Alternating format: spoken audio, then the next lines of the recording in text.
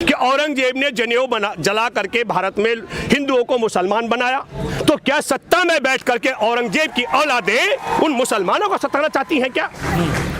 ये बड़ा सवाल मैं इसलिए कर रहा हूं। देखिए, आपको एक बड़ा सवाल ये करना पड़ेगा, आपको पाकिस्तान, बांग्लादेश और अफगानिस्तान के किसान की, मजदूर, आदिवासी की, व्यापारी की बेटी की चिंता सता रही है जो गैर मुसलमान है, तो आप उनको नागरिकता देना चाहते हैं और एनआरसी लागू करके मेरे भारत के करोड़ों लोगों की नागरिकता छीनना चाहते हैं। ये संघी परिवार के मंसूबों को हम पूरा नहीं होने देंगे। ये बड़ा षड्यंत्र है। एक लाइन में कैसे?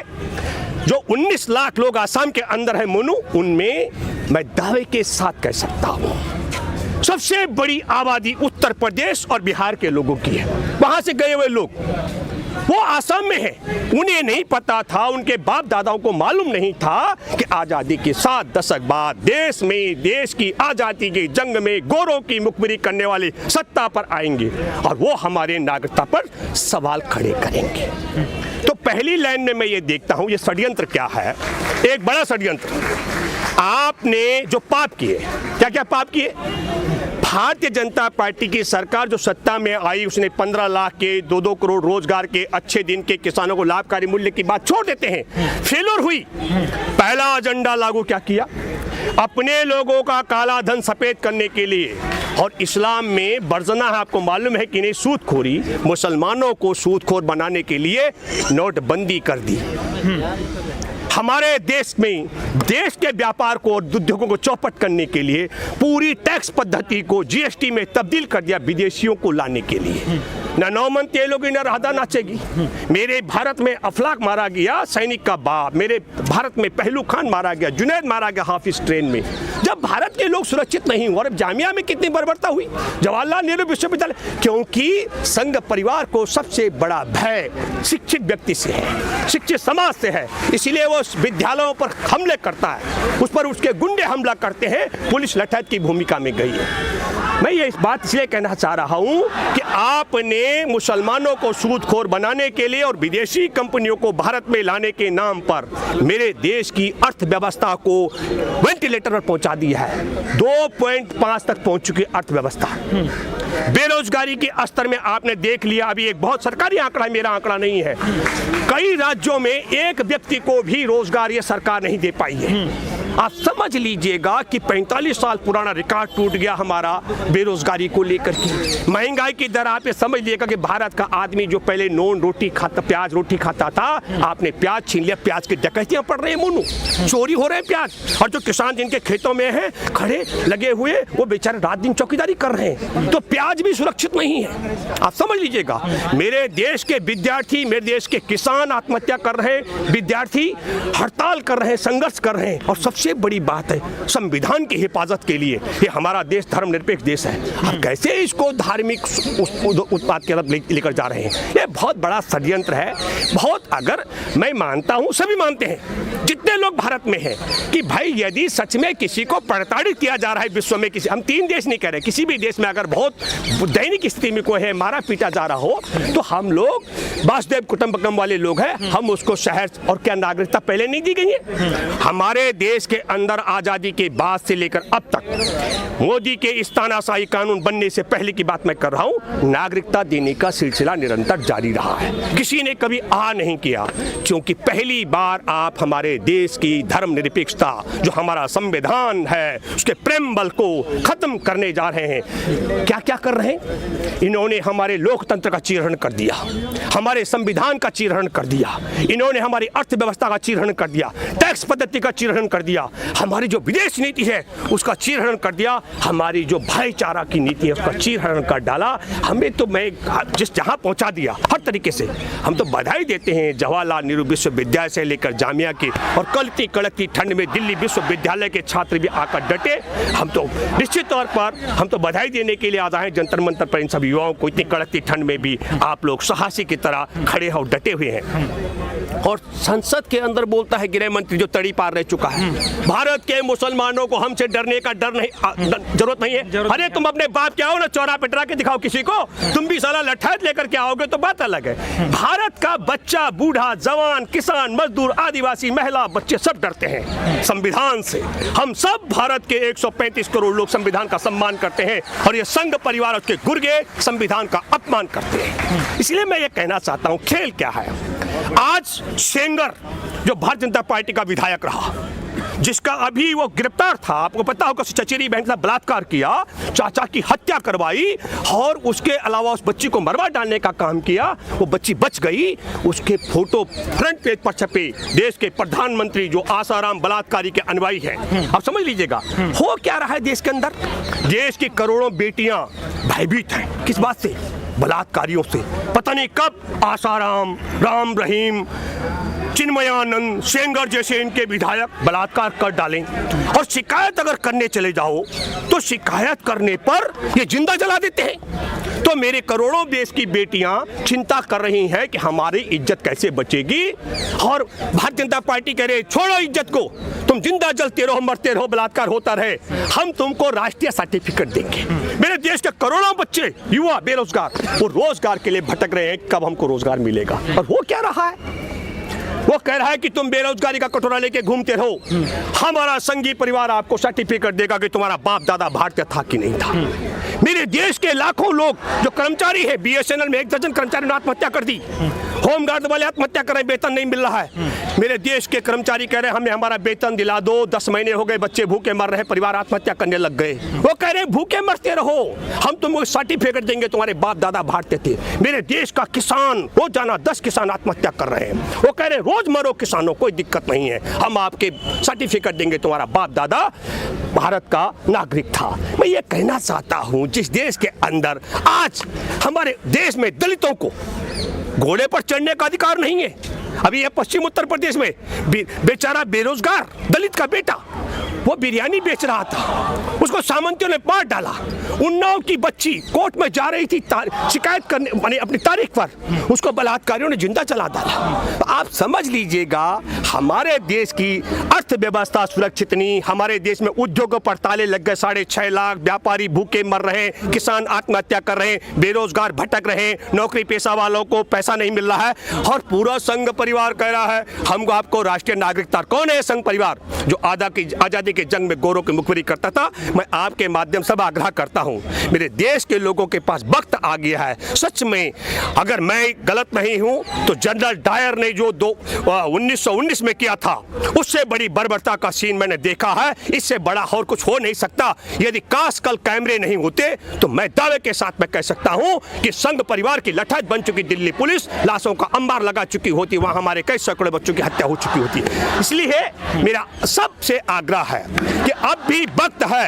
हालांकि एक दिक्कत तो हो गई है, जो मूर्ख और अंधभक्त और स्वार्थी हैं उनको समझ नहीं आएगा कि बेटियों की इज्जत लूटी जा रही, जिंदा जलाया जा रहा है, उनको फर्क नहीं पड़ता है। उन मूर्ख और अंधभक्तों को फर्क नहीं पड़ता है कि करोड़ों बेरोजगारों को रोजगार नहीं मिल रहा है, उनको फर्क नहीं पड़ता है कि जो नौकरी कर रहे हैं सरकारी संस्थानों में वेतन नहीं मिल पा रहा है, सरकारी संस्थान बिक रहे हैं, उनको फर्क नहीं पड़ता है कि मेरे किसान आत्महत्या कर रहे हैं, और उन्हें फर्क नहीं पड़ता है कि आज मेरे देश की जिनके घर में बेटी है उनकी माँ बाप भाई बहन भयभीत हैं कि पता नहीं कब मोदी राज में बलात्कार कर दें और शिकायत करने पर जिंदा जला दें। लेकिन जिन लोगों को फर्क पड़ता है उन सबसे मैं आग्रह करता हूं कि सच में इस गोरों की मुखबिरी करने वाले राष्ट्रद्रोही के अनुयायियों की सरकार को 7 दशक बाद ये तुमको और हमारे देश के 135 करोड़ आबादी को प्रमाण पत्र देने की बात कर रही है राष्ट्रीयता का। इनकी राष्ट्रीयता, इनके राष्ट्रद्रोही है। ये तिरंगा फहराया गया था संघ परिवार के उस पे मुख्यालय पर, 11 साल मुकदमा लड़ा, मेरे देश के 2 बच्चे जेल में रहे 2 साल। ये तिरंगा विरोधी भी है। इन्होंने आजादी के जंग में आजाद हिंद फौज का विरोध किया, इन्होंने भारत छोड़ो आंदोलन का विरोध किया, इन्होंने एक भी आजादी की जंग का समर्थन नहीं किया। और आज वो संविधान जो हमारे देश में बना बाबा साहेब की अगुवाई में, उसका अपमान करा। आखिरी बात, जिन दलित समुदाय के लोगों को बहुत वोट के लिए नाज है इस परिवार पर, उनको सोचना पड़ेगा कि दलितों को आज बिरयानी बेचने का, घुड़सवारी करने का और घोड़े पर चल करके शादी निकालने का हक है नहीं। तो ये सोचना पड़ेगा, ये भारत जिस एनआरसी की तरफ जा रहा है, मेरे देश के अंदर करोड़ों करोड़ भूमिहीन परिवार हैं, उनके पास सर्टिफिकेट नहीं होगा, वो भारत के नागरिक हैं, उन्हें बेदखल किया जाएगा। ये हिंदू मुसलमान का मामला ही नहीं है, ये जाति का मामला है। भारत में किसका भारत होगा, ये उस वो लेकर जा रहे हैं। और यह भारत सिर्फ उन सामंतियों का रहेगा जो दलित को घोड़े पर नहीं चढ़ने देते हैं, जो हमारे जामिया में कल छात्र और छात्राओं पर जो बर्बरता हुई उसकी जो तालियां पीट रहे हैं, जो कश्मीर को जेल बनाने का समर्थन करते हैं, और जो मेरे देश में चिन्मयानंद जैसे बलात्कारियों के पक्ष में खड़े होते हैं और जो सेंगर के पक्ष में नारे लगाते हैं, उन सब लोगों का भारत बनाने की तैयारी संघ परिवार कर रहा है। मतलब दावे के साथ मैं कह सकता हूं, ये वक्त आ गया है जब हम सब लोग एकजुट हों। और एकजुट मतलब वो गीता और कुरान के लिए नहीं, वो किसी किताब और पहचान के लिए नहीं, संविधान के लिए। अब आप समझ लीजिएगा कि आजादी के 70 वर्ष बाद दलित को घोड़े पर चढ़ने का हक नहीं है। गांधी ही थे, नेहरू और पटेल ही थे कि बाबा साहेब को संविधान सभा का अध्यक्ष बनाया गया। ये बात आप सब लोगों को गांठ बांध के सुननी पड़ेगी। लेकिन सर मेरा सवाल आपसे ये है कि जिस तरीके से अभी हाल ही में राहुल गांधी ने एक बयान देते हुए ये कहा था एक भाषण में, फेक इन इंडिया नहीं, ये रेप इन इंडिया हो गया। सर इसके लिए क्या कहें, क्योंकि संसद में लेकर के स्मृति ईरानी ने इसको हल्ला काट दिया, उसको क्या कहना चाहिए? नहीं देखिए, अगर मैं नाटकबाज तो हूं नहीं, मैं कलाकार नहीं हूं। स्मृति जी अगर मैं कहता हूं खूब हल्ला काटती संसद के अंदर, जो राम मंदिर निर्माण के लिए 14,000 करोड़ रुपए इकट्ठा करने के बाद मंदिर और अय्यास का अपना बनाया आश्रम और हमारे देश की बेटियों से बलात्कार करता रहा चिन्मयानंद, उसकी घटना उजागर होने के बाद काटती। मैं कहता स्मृति बहुत बढ़िया कर रही है। मैं कहता सेंगर भाजपा का विधायक जिसने चचेरी बहन के साथ बलात्कार किया, चाचा की हत्या करवा दी और उस बेटी को और उसके वकील को और उसके साथ उसकी मौसी और चाची को हत्या करवाने का काम किया, 2 मर्डर करवाए, उस दिन अगर वो काटती हल्ला तो मुझे अच्छा लगता। जिस दिन राम रहीम के झाड़ू मारने वाला B K Singh, general B K Singh Shahnawaz से लेकर के खट्टर तक और वो बलात्कारी पकड़ा गया और उसकी सेना मुकाबला करती चंडीगढ़ में हमारे देश की व्यवस्था को चुनौती देती हुई, उस दिन अगर वो हल्ला काटती, मैं कहता बहुत बढ़िया किया। जिस दिन नरेंद्र मोदी का एक वीडियो आ रहा है जिसमें वो कह रहा है कि बापू आसाराम नहीं होते तो मैं गुमनाम मर गया होता, जिस दिन वो वीडियो वायरल हुआ, मैंने जिस दिन वो वीडियो देखा, उस दिन के बाद मुझे दुख और अफसोस के साथ कहना पड़ता है, धिक्कार है कि मेरे देश में बलात्कारी का अनुयायी प्रधानमंत्री कुर्सी पर बैठा हुआ है, तब स्मृति ने हल्ला नहीं काटा। मैं भी तो कह रहा हूं मेरे देश की सारी बेटियां डरी हुई हैं, भयभीत हैं, क्योंकि इनका बलात्कारी गैंग पता नहीं कब हमला कर दे। राहुल गांधी ने कुछ नहीं गलत कहा, उसने कहा कि अखबार पलटो तो बलात्कार की सूचना, किसी राज्य में जाओ तो बलात्कार की सूचना, टेलीविजन खोलो तो बलात्कार की सूचना। लेकिन एक बात आपके माध्यम से मुझे शर्म और अफसोस की बात है कि भारतीय जनता पार्टी मोदी सरकार की मंत्री, महिला मंत्री ने संसद के अंदर दावे के साथ कहा विदेशियों भारत में आओ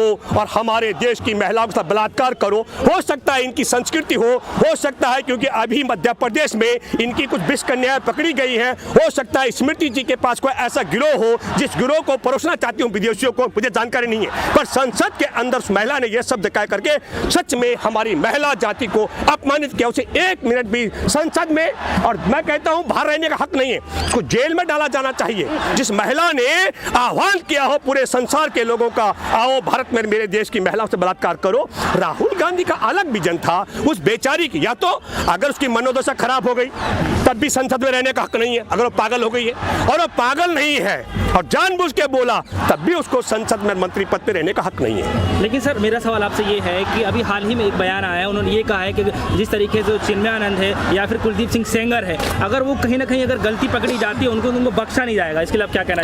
कौन कहता है बख्शा नहीं जाएगा? आपको मालूम नहीं है चिन्मयानंद के खिलाफ वो बालिका सड़क से लेकर सुप्रीम कोर्ट तक गई, एसआईटी का गठन हुआ। मोनू, एसआईटी के गठन के बाद 24 दिन तक एसआईटी ऐसे हाथ जोड़ के क्यों? मोहन भागवत उसकी जूठन उठाता चिन्मयानंद की। ये जो बैठा हुआ है आपका मोदी और योगी, ये दोनों जिनके घर, देखिए आपको समझना पड़ेगा, ये उसके खिलाफ नहीं। अरे हमारी जो वित्त मंत्री है उसने कहा मैं प्याज नहीं खाती हूँ, प्याज महंगा हो गया तो क्या हुआ? तो योगी और मोदी भी कहते हैं और भागवत भी कहता है मेरे घर में बेटी नहीं पैदा हुई, अगर बेटी की इज्जत लूटती है और सरेआम गैंगरेप और जिंदा जलाता है, हमें क्या फर्क पड़ता है? हमारा रेल मंत्री कहता रेल रोज बिके, उसके घर में रेल बनती नहीं है, उसने कहा रोज बिके, मुझे फर्क नहीं पड़ता है। हमारा पेट्रोलियम मंत्री कहता है पेट्रोल रोज महंगा हो, हमें फर्क नहीं पड़ता है। हमारा अर्थशास्त्री मंत्री कहती है हमारे घर में रुपए नहीं छपते हैं, रोज रुपए की कीमत गिरती रहो, हमें क्या फर्क पड़ता है? और संघ परिवार कहता है मेरे परिवार में कोई बेरोजगार नहीं है, दूसरे करोड़ों बेरोजगार रोज भूख कटोरा लेके घूमते रहो, मुझे फर्क नहीं पड़ता है। हमारे यहाँ कोई ऐसे मुलाजिम नहीं होते जो आत्महत्या करें, रोज मरते रहो, हम कोई खेती बाड़ी नहीं करते, रोज किसान मरते रहो, उनका ये पैटर्न है। तो वो क्या बोलते हैं उसको छोड़ दीजिए, लेकिन वो करते क्या है? आज जामिया पर हमला जो रात को किया गया, क्यों किया गया?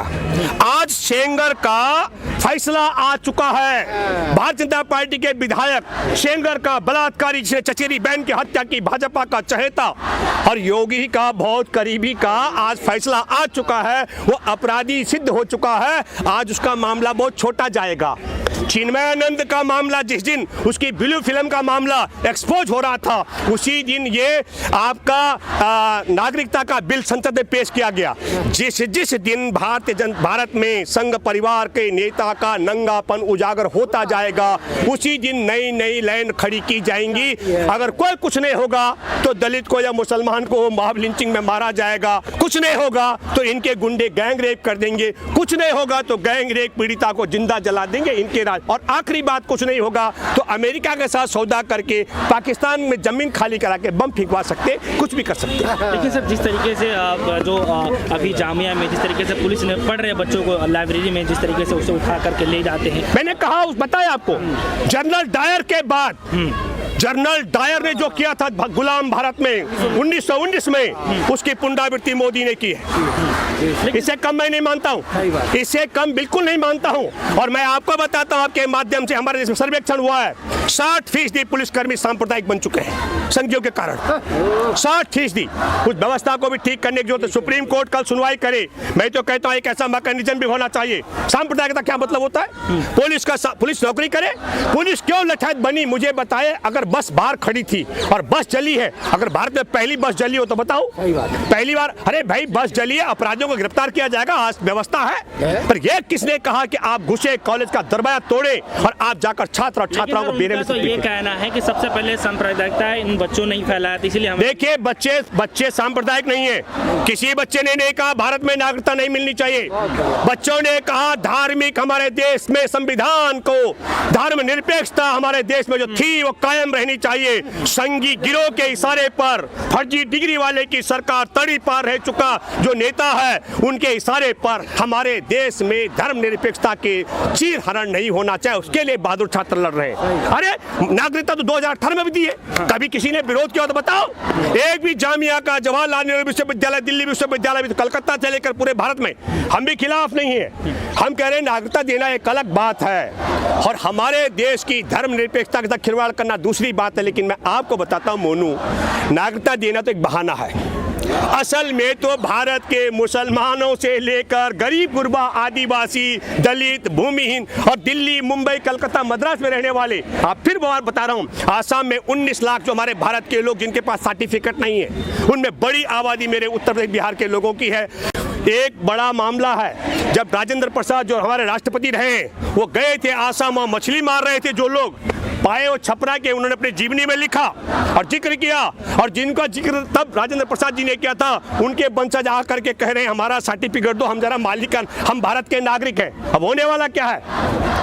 एक तीर से दो शिकार। वो 19 लाख लोगों ने कहीं नहीं कहा कि हम बांग्लादेश या पाकिस्तान के हैं। लेकिन मैं आपके माध्यम से बधाई देता हूं और चुनौती देता हूं भागवत को और अमित शाह को और नरेंद्र मोदी को।